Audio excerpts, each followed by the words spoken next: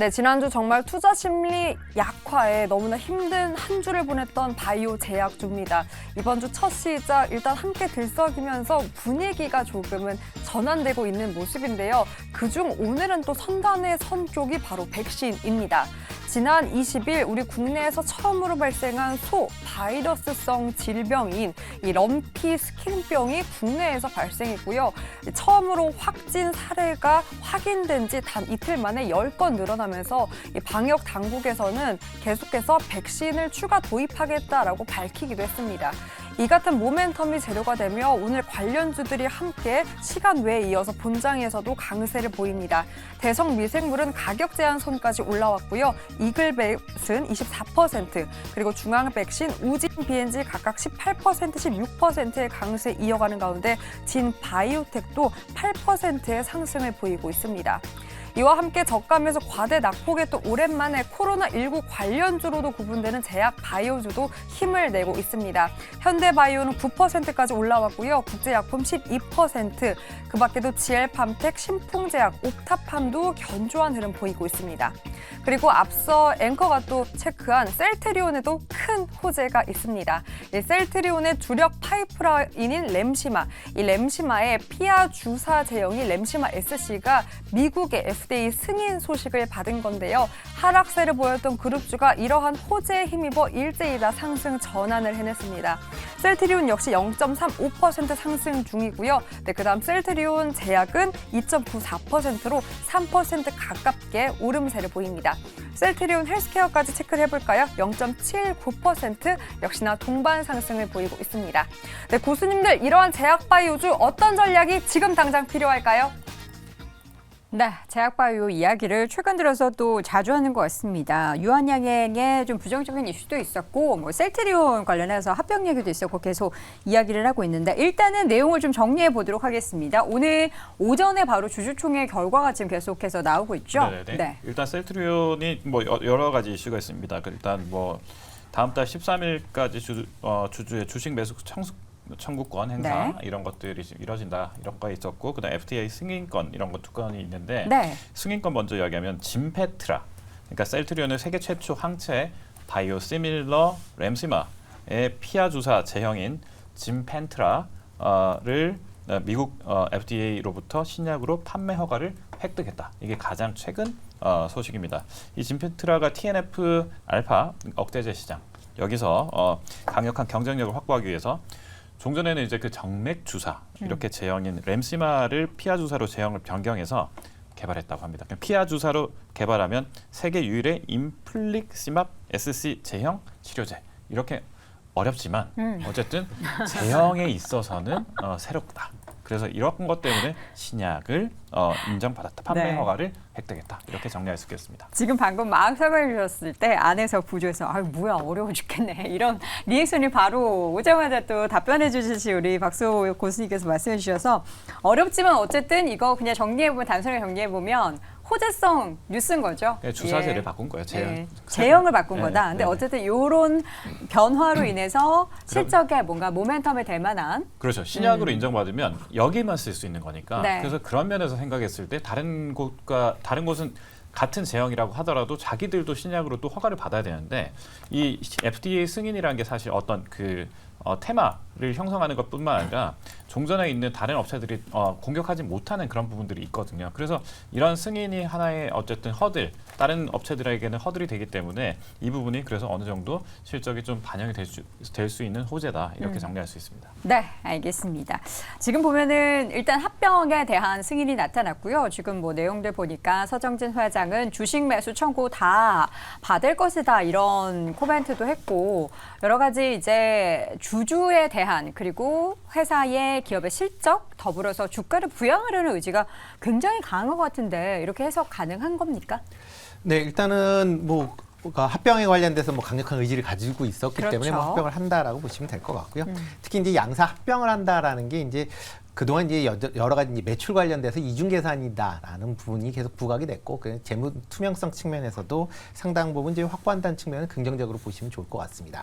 이렇게 게다가 이제 오늘 같은 경우도 이제 주총 앞두고 이제 그 램시마 SC에 대해서 이제 지금 그 허가를 받았던 그런 상황이고요. 이 제품 같은 경우에 이제 피하 주사를 맞는데, 그러니까 피하 주사라는 게 보통 저희가 그 바늘로 해서 그냥 그 허리 같은데 그냥 살이 많이 있는데 이제 주사를 할 수가 있기 때문에 혼자도 주사가 가능합니다. 네. 그렇지 않고 정맥 주사 같은 경우는 이제 누가 옆에서 뭐 간호사들이 있어야 되는데 그런 부분이 없다라는 거는 특히 이제 미국과 같이 땅이 넓거나 그다음에 이제 시설까지 좀 거리가 있는 그런 경우에는 상당히 좀 긍정적으로 뭐 작용할 수도 있다라는 기대감을 갖고 있다라고 보시면 될 것 같고요. 다만 이제 이번에 그 하측에서 합병 의지는 상당히 강한데 지금 국민연금에서 의결권을 기권을 했습니다. 이거는 조금 생각을 좀 해보셔야 될 것 같은데 과연 이제 가결은 했지만 매수 청구권이 많이 들어오면 과연 이걸 다 받을 수 있겠느냐. 뭐 회사 측에서는 받겠다라고 얘기를 하는데 국민연금 같은 경우도 지분이 7.4%입니다. 금액으로만 따져도 1조 6천억이 지금 가격으로 넘는 금액인데 뭐 맨 처음에 회사에서 생각하고 있는 1조 원을 이제 훨씬 넘어서고 기타 이제 개인 투자자나 아니면 여러 이제 지금 투표에 찬성을 안 한 그런 투자자들 같은 경우 전부 다 이런 주식 매수 청구권을 할 수 있다라고 보면 그 지금 주가 수준도 지금 매수 청구가 가격보다 좀 낮게 유지가 되고 있거든요. 그러다 네. 보면 뭐 매수 청구가 가격에 뭐 일단 매수를 이제 신청을 하고 밑에 가격에서 또 사서 뭐 지금 시장 가격으로 사면 뭐 차익거래가 발생을 할 수가 있기 때문에 그런 점에서도 본다라고 하게 되면 과연 이게 실질적으로 합병 결의는 했지만 네. 실질적으로 합병 여부에 대해서는 좀 더 지켜보셔야 되지 않을까라는 생각을 해보고 있습니다. 네. 지금 시장에서의 반응을 보면은 주가가 거의 움직이지를 않아요. 이거는 뭐 어떤 의미라고 해석해야 될까요? 네, 이게 원래부터 이제 시장에서 알고 있었던 내용이죠. 셀트리온 그쵸? 그룹에서 계속해서 합병을 하겠다라는 내용들이 있었기 때문에 네. 뭐 변동성이 굉장히 크게 나오진 않는 상황입니다. 근데 개인적으로 생각을 했을 때 개인 투자자분들의 입장에서는 지금 이 셀트리온이라는 기업 자체의 주가를 보유하고 있었던 기간 자체가 굉장히 길 가능성이 높기 때문에 주식 매수 청구권에 대해서 이제 서정진 회장이 주식 매수 청구권을 행사를 다 받을 것이다라는 발언도 한 것 같고요. 지금 속보로 나오고 있는데 이런 내용들의 이제 개인 투자자분들의 입장까지 좀 고려를 해 본다면 저는 그래도 합병이 될 가능성이 좀 더 높다라고 보고 있습니다. 그리고 이제 셀트리온 같은 경우는 대형주임에도 불구하고 주가의 흐름이 굉장히 탄력적으로 나올 수 있는 어느 정도 끼를 가지고 있는 기업이고 그리고 실질적으로 제약바이오 업계 쪽에서는 이 셀트리온이라는 기업이 기술력을 굉장히 높게 사고 있습니다. 우리가 뭐 셀트리온이 주가가 많이 밀렸다라고 해서 뭐 네. 부정적인 코멘트도 있겠지만 사실 이 기술력만 놓고 보면 굉장히 뛰어난 기업임에는 분명하기 때문에 지금 이제 오늘 아침에 뭐 진펜트라 FDA 신약 승인도 받았다라는 내용까지 나오고 있죠. 그래서 이런 부분들 같은 경우는 이제 합병이 진행된 이후에 합병에 대한 결과물이 나온 이후에 회사의 방향성을 우리가 좀 살펴보고 우리나라 기업 중에서는 그래도 가장 빅파마의 가능성이 높은 기업으로 보고 있으니까 네. 셀트리온 같은 경우는 뭐 단기적으로야 여러 가지 뭐 파도가 있을 수 있겠지만 결국에는 뭐 합병이 진행되면서 어느 정도 우상향은 이어갈 수 있다라는 의견을 드리겠습니다. 네. 우리가 최근에 가장 충격적이었던 소식은 사실 제약바이오 쪽에서는 유한양행이었습니다. 그동안 워낙에도 기대감도 있었고 이 유한양행이 이런 관련한 이야기로서 전체 제약바이오주를 다시 한번 투자 심리를 끌어올릴 수 있을 거라는 기대감이 있었기 때문에 어떻게 보면 이 유한양행의 급락이 가장 충격적이지 않았나 싶었는데 시장 기대에 못 미쳤다라는 평가 다시 한번 좀 정리를 해볼까요? 네, 또 어려운 이야기를 제가 해야 되는데 쉽게 해주세요. 네. 쉽게. 네, 예. 어쨌든 뭐 그 유한양행은 신약을 하나 개발했습니다. 그 신약이 이제 뭐 유한양행하면 일단 먼저 여러분들 아시는 뭐 안티프라민, 뭐 비콤시 이런 거 만드는 회사인데 이거는 이제 일반 의약품이고요. 여기서 이제 에이즈 치료제나 C형 간염 치료제 이런 것들 만들고 있는데 네. 유한양행이 실제적으로 오른 거는 이제 폐암 신약이 있었습니다. 폐암 신약 중에서 렉라자라는 신약이 있는데 이거 임상 시험 결과가 이제 발표되면서 와 이거 이제 오르는 거 아니야 그랬는데 생각보다는 이 유한양행이 발표한 신약 임상 결과가 시장의 기대에 못 미치면서 시장의 급락을 불러일으켰다. 여기까지가 현재 스코어입니다. 그럼 어떻게 지금 보면은 내용을 보면은 이게 효과가 없다라는 건 아니잖아요. 네, 그렇죠. 김순재 교수님. 네. 그런데 우리가 기대했던 것보다 미치지 못했던 것에 대한 주가의 반응 이거 어떻게 투자자들은 생각을 해야 될까요? 네, 일단 뭐 최근에 이제 주가가 오름세 자체가 이런 이제 그 마리포사 용법에 대한 이제 기대감을 올랐다라고 보시면 될 것 같고요. 그쵸. 그런 이제 기대감이 이제 실망감으로 이제 바뀌면서 매물이 좀 많이 출회되면서 지난 이제 금요일 날 급락을 하는 그런 이제 모습을 좀 보였습니다.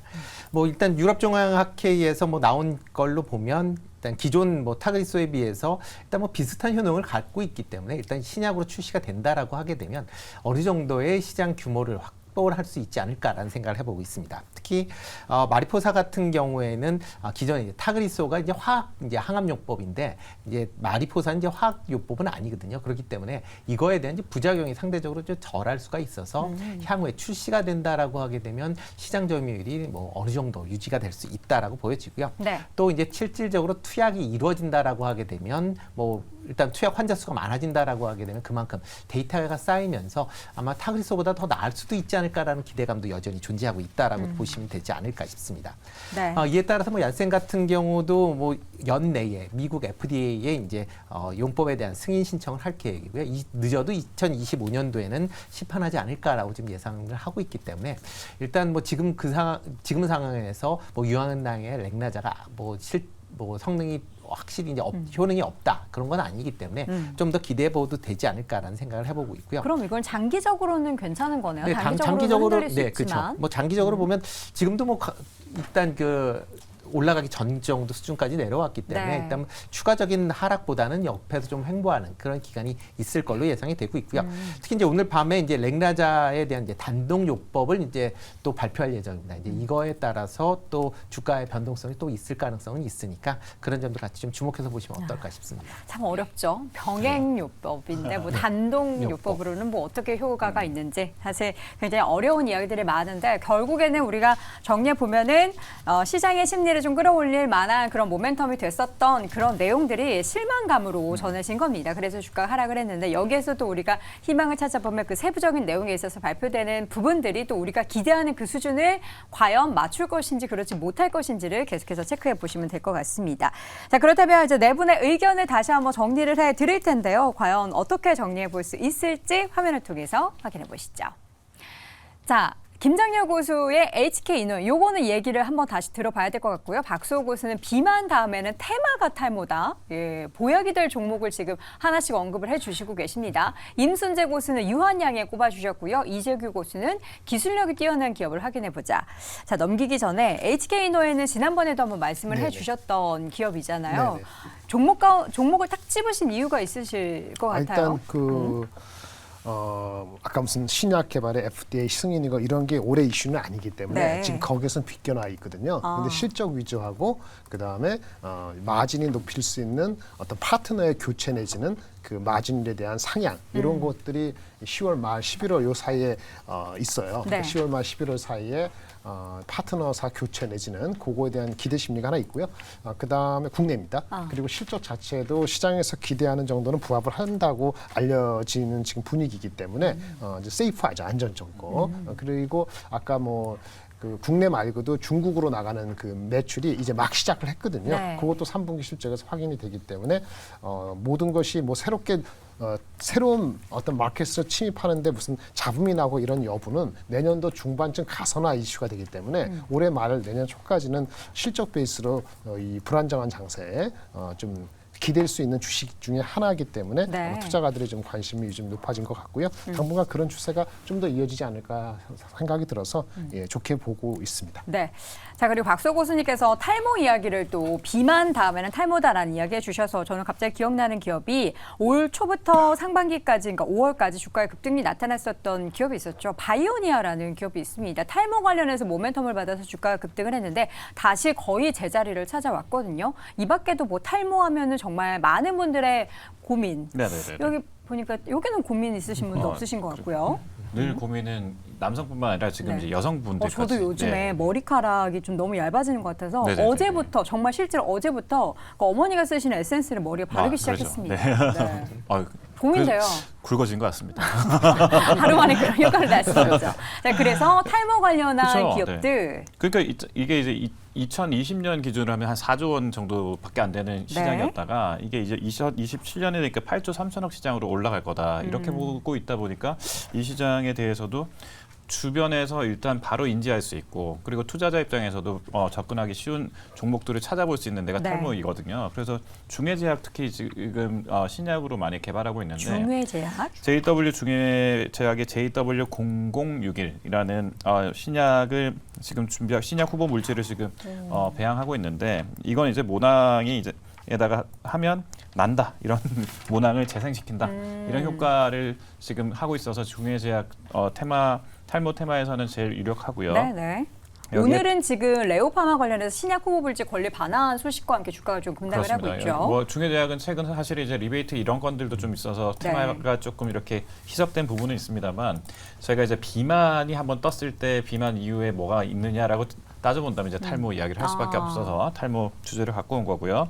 그다음에 그게 아니면 이제 3달에 한 번씩 이제 주사제를 맞으면서 이렇게 탈모를 관리하는 이런 제약 테마주 중에서는 이제 대웅제약 이런 쪽도 있습니다. 그래서 대웅제약이라든지 이런 쪽과 종근당 이런 쪽은 주사제로 이렇게 테마를 관리하는 건데 그래서 탈모 관리하는 거를 원천적으로 하나를 맞아서 모낭이 나게 하는 그런 종목이 있는가 하면 아니면 종근당이나 대웅제약처럼 탈모를 이렇게 주사제로 3개월에 한 번씩 관리하는 이런 것까지 포함한다면 탈모 치료제 관련주는 계속해서 주목을 받을 수 있을 것이다. 이렇게 정리할 수 있겠습니다. 네, 알겠습니다. 이렇게 해서 제약바이오주에 있어서의 탑픽 종목들 내부는 어떤 종목들을 보시는지 쭉 확인을 해봤고요. 오늘장 5, 탑5 이어지는 3위 주제 확인해 보시죠.